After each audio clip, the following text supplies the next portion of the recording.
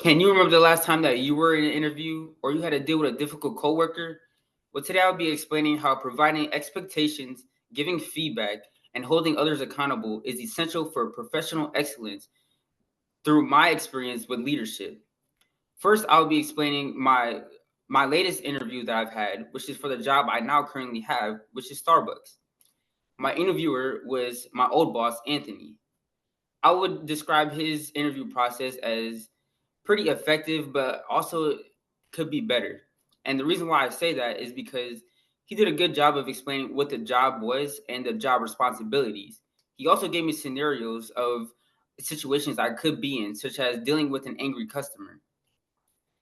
One thing I would change about his interview process is I would make sure that I would describe and in detail the job expectations, as I didn't quite know what the job expectations were until after I was hired and during my training, and this became very overwhelming for me in the beginning.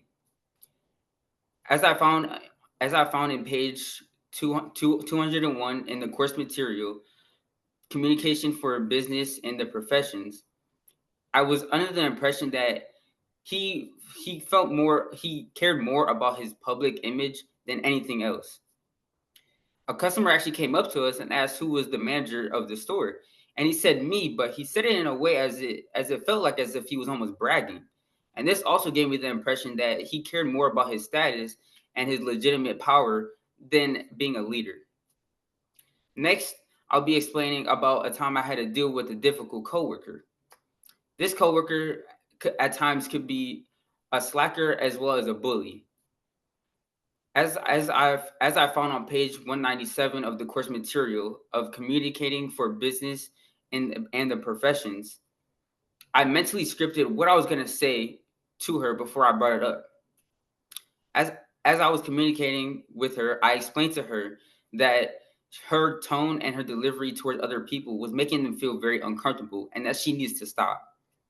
I feel as if my communication was effective because she stopped and she was took accountability and apologized for her actions.